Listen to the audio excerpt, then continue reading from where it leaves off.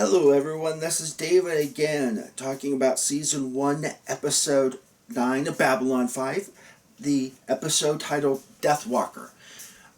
You might see me kind of jump off a screen every once in a while. I've got a fireplace going fire going in my fireplace, so you might hear some snap, crackle, pops in the background. And as you maybe can tell through my background, my house, from ceiling to floor, is knotted pine wood, and it's all over 50 years old. And if a spark gets right on it, my house will go up like a matchstick. So if you see me running off camera, all of a sudden, I'm just trying to save my house from burning up.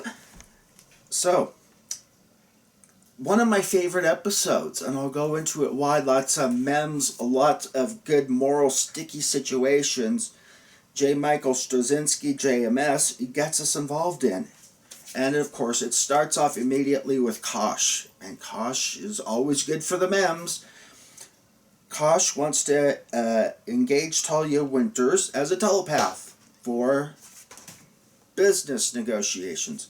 He's already made arrangements for payment and everything, and allays her concerns about Psychor being involved. And he wants to meet her, mem alert, in Red 3 at the hour of scampering. What? The hour of scampering. If anyone has any clue as to what the hell that is, put it in the comments below. I've been through all the chat rooms, and it goes back and forth as to what the hell he means by the hour of scampering. And in fact, Talia Winters herself kind of gives this quizzical hour of scampering look, like, what the hell are you talking about, dude? But that's Kosh.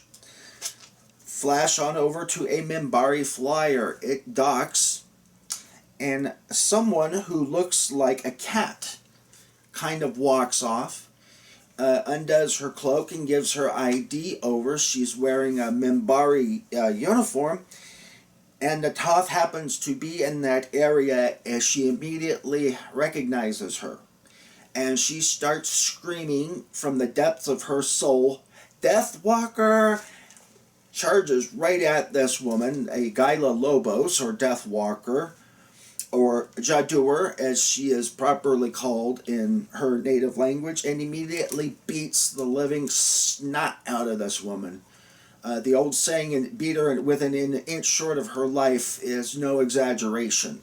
Security, of course, pulls her off, takes this woman to MedLab, and Natoth gets hauled off, and the intro starts. Then we go into Sinclair and Garibaldi are interrogating Natoth as to what the hell made her go so damn berserk. And she said it's called Shankar, which is a Narn blood oath.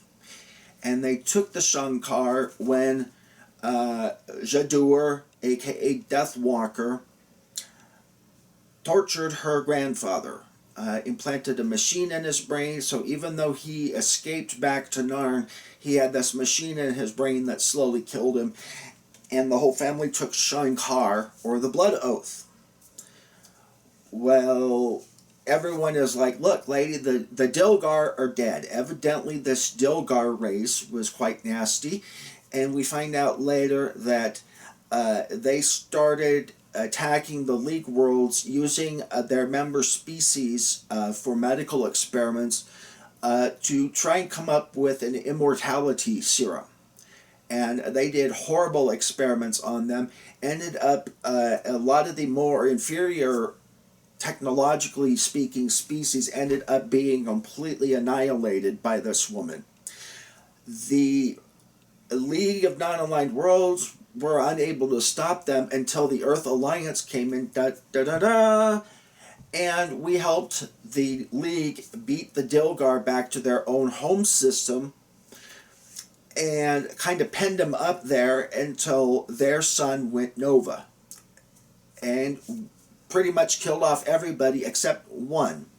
Supposedly this Deathwalker escaped. Well, Deathwalker would be an old woman by now. The war was 30 years old, and she was a rank war master, and what's the deal? Well, Garibaldi finds her uniform with the name Jadur and rank of War Master on it from her Vilgar days. And Dr. Franklin is able to get a hold of her immortality serum and also, compares it to the blood of this woman he's got in his lab and finds out that this woman's regenerating at an astounding rate. So he confirms the presence of an immortality serum. Well, this lady eventually pops up, grabs the serum out from underneath Dr. Franklin, and starts saying, I want to talk to Commander Sinclair. So, Natatha's placed under house arrest with Jakar. Well, that's always great. You beat someone and almost commit attempted murder, and you'll just go under house arrest for a little while. That's all. It must be great to be ambassadorial staff, I guess.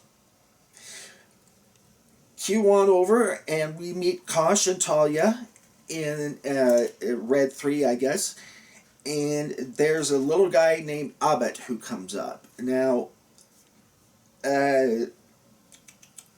Kosh, ever the Mem Factory, says to Talia as they're talking, as she's wondering what's going on, and he says, you seek understanding. He says, understanding is a three-edged sword, meaning that to every argument there's three sides, your side, my side, and the truth. And we'll learn that because it keeps coming up repeatedly in the Babylon 5 universe. Talia reaches over, introduces herself to this guy named Abbott, says that she's a P5. And this guy says, well, I'm a 23 myself. Now, is that when he says I'm a 23, as far as we know, the Psi-Core ratings only go up to P12. So if he's a 23, he must be way up there. And almost immediately he starts, as we find out, to provoke memories within Talia Winters. So evidently he's able to scan beyond her ability to block him or to even sense that, hey, I'm being scanned by this dude. Going on back to MedLab. In fact, Gyla Lobos, aka Jadur, confirms her identity. Narn wants her serum. The Earth Alliance comes in and they want her serum as well. She wants to give it to the Earth Alliance because she knows that the Earth Alliance will distribute it. And her motives for wanting to do this at first seem to be, well, maybe she's got a conscience. And Garibaldi and Ivanova said, no, tyrants seldom have a conscience for their victims. And we'll find out later that her reasoning is far more nefarious than we could ever have suspected.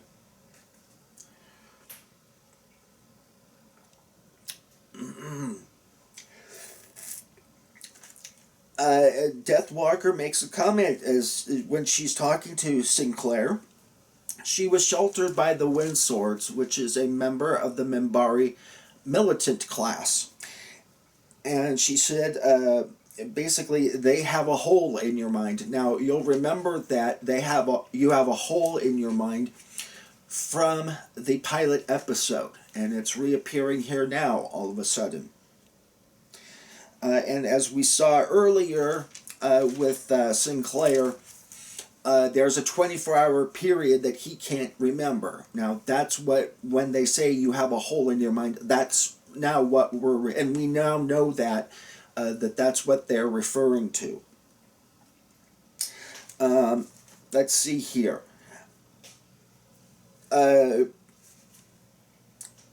Ambassador Jakar learns about this lady wanting to go off-world, and learns about the Earth Alliance attempts to bring her there, and so he ends up engaging the smaller non-aligned worlds because they are the ones who suffered most. He went and basically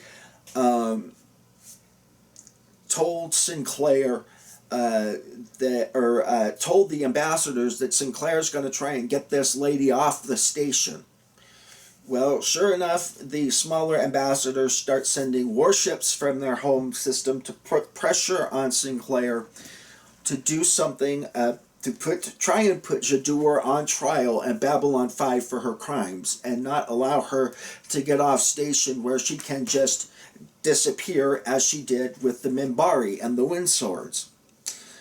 So they end up having a vote, unfortunately, because the Minbari sheltered this woman. They end up voting against a trial on Babylon 5. Well, Sinclair comes to talk to these ambassadors and ends up coming up with a compromise that Jadur will go to Earth Alliance. They will send a team of scientists who will confirm her findings, and they will send off the serum, and everyone will live to immortality. Okay? Now, we always say when people come up with these magical serums that we could never do something like they did. I mean, this woman slaughtered entire species, drove them to extinction. She killed billions in her quest to make this immortality serum. But look at our own histories. Look at the Nazis during World War II, and how one of my aunts, my very own aunt, was subjected to experiments where they made an incision in the lower part of her leg and deliberately injected her with gangrene. And they gave half the people in this experiment sulfur compound, and the other half they gave what we call a placebo or a sugar pill. And my aunt, thankfully, was one of those that got the sulfur compound, which we now know that sulfur can act as an antibiotic. And millions of people have since survived thanks to this antibiotic, including me. So I'm not going to tell you what the name of the antibiotic is, just because I don't want people to willy-nilly stop their antibiotics just because it was used on human experiments 70 years ago.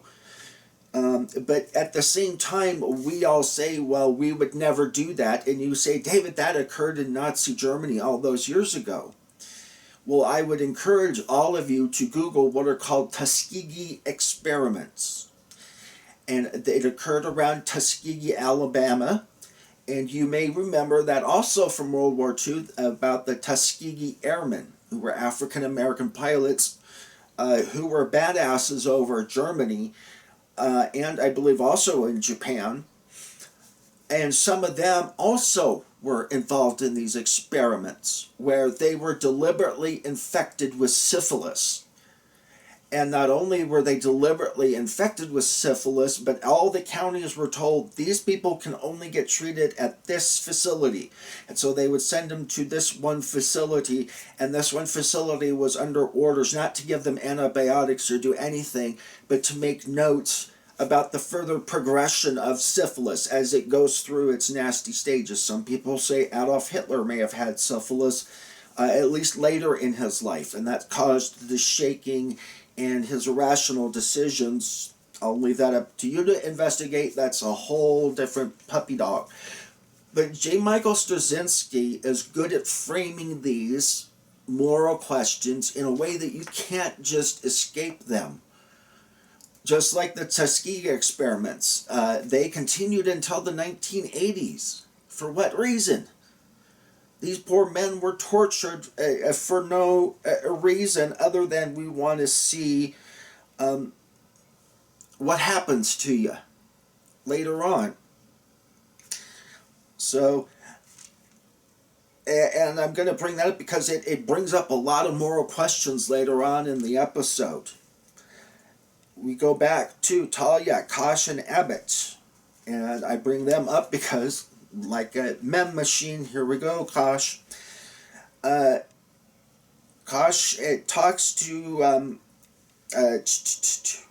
oh, good Lord, I just Talia, Winters. It's what happens when you don't drink enough coffee. And he says, this one also appears.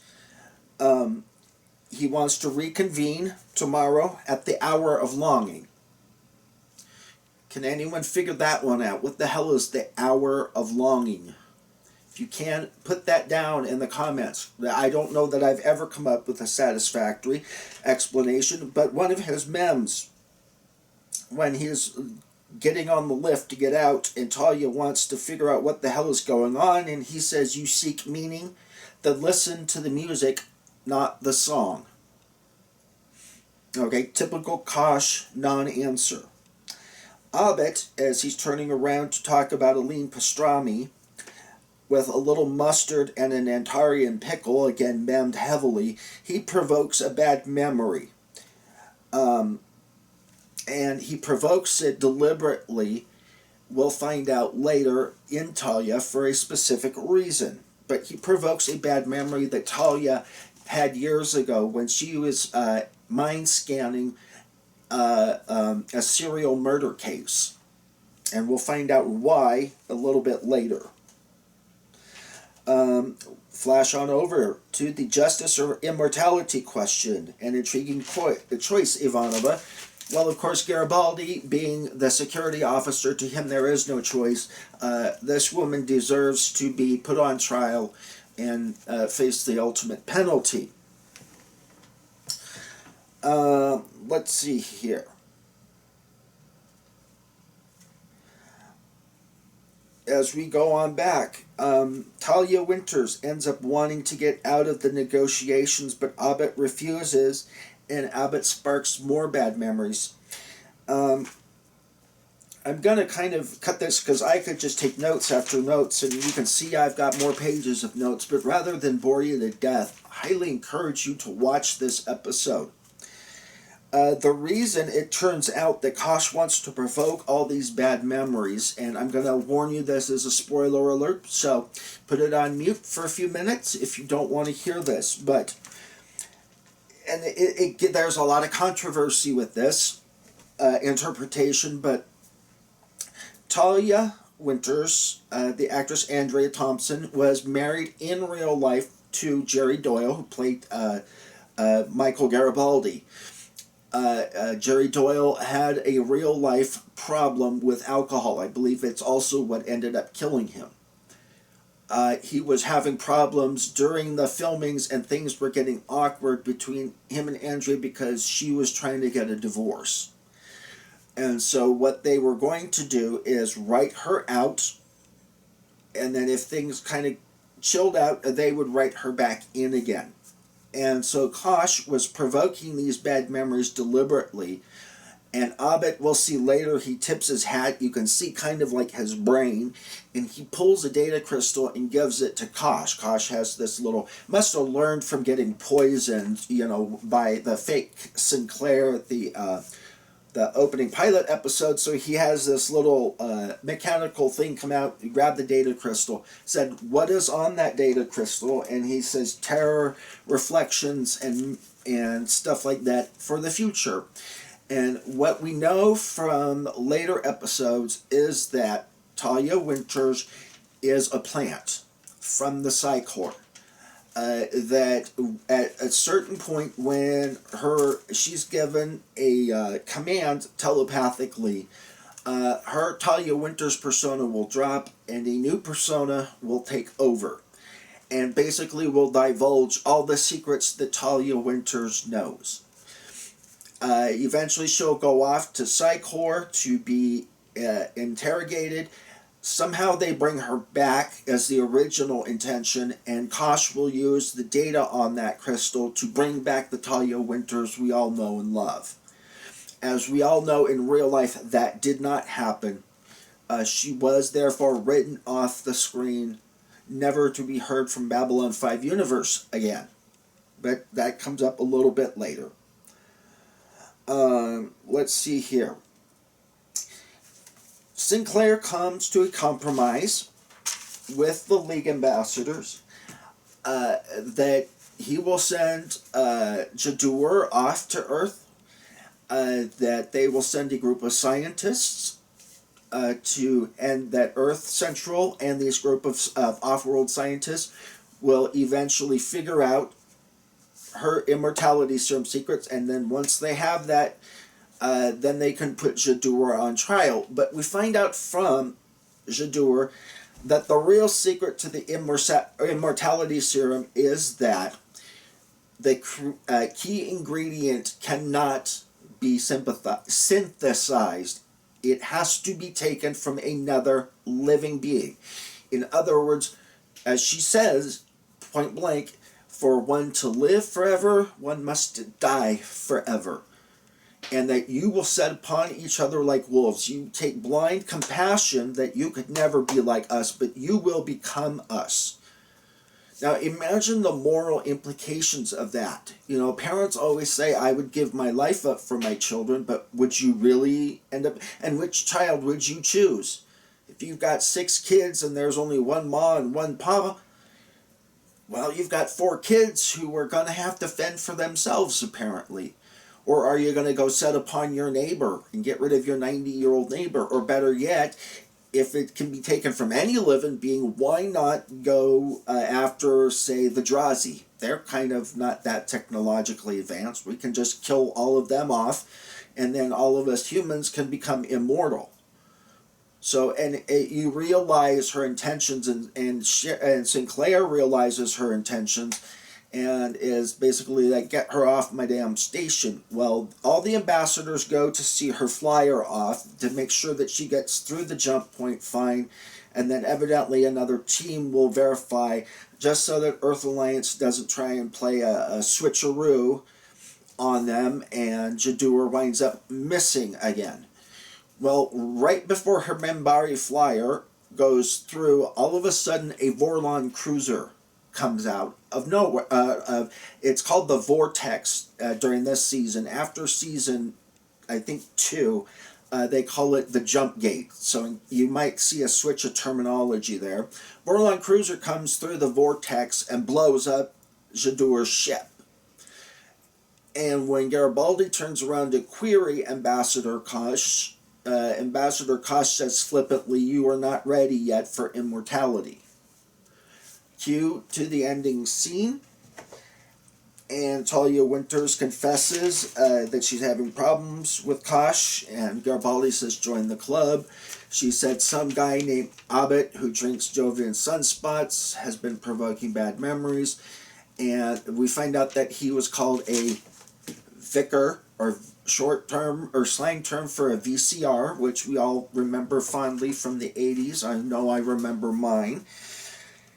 And that Garibaldi makes another good mem-worthy comment.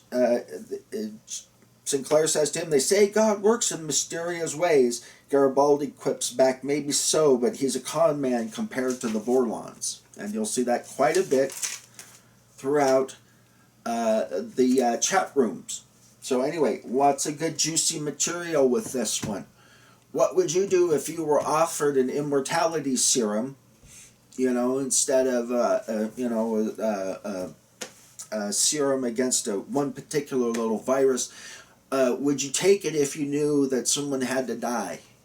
And if someone had to die, who would you choose? The prisoners in the local prison shop, or would you try and pick another species, or would you say, you know what, that's a little bit too high of a price for me. I'm comfortable as it is, living my average age of 100 years or so. So anyways, as always, like, comment, subscribe, and share. And I hope you all have a good evening. It's Friday night. As I record this, I will be off for a couple days. One of my nurse friends is coming over with her son, who's actually older than me, but anyway. And they're going to come help me with some plumbing issues I'm having with my toilet. So, hope you all have a good weekend. I will be plumbing as you all hopefully are relaxing.